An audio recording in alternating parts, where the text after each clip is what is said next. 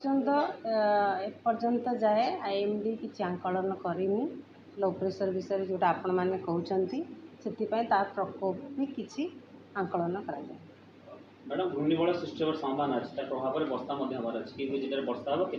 घूर्णिबल के घंटा सृष्टि हो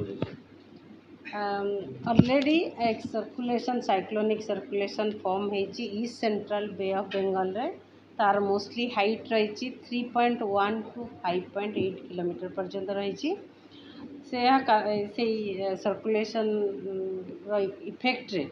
आगामी 5 दिन जाए वर्षा लगी रहिबो। आगामी 24 घंटा रे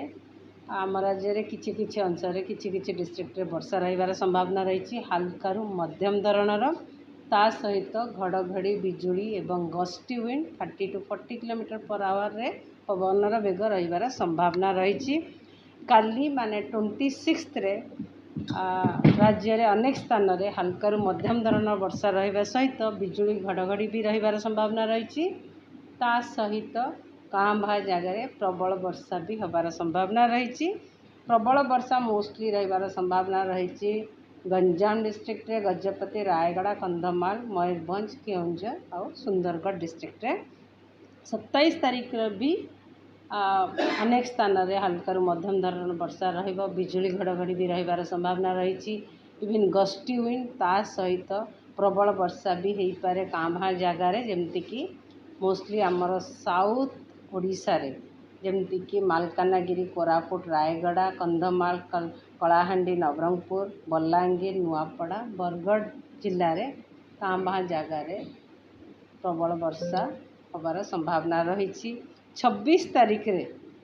अनेक स्थान रे बहुत स्थान रे वर्षा हल्का मध्यम धरण वर्षा होगा सहित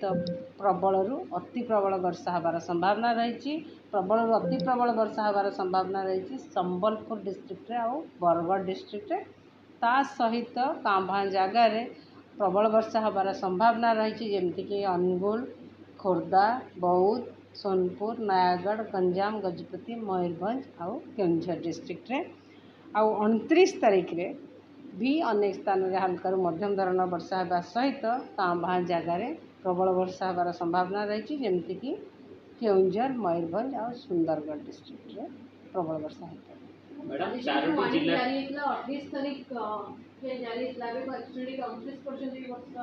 वार्निंग आमर नेक्स्ट 5 दिन आगामी 5 दिन वार्निंग दि जाए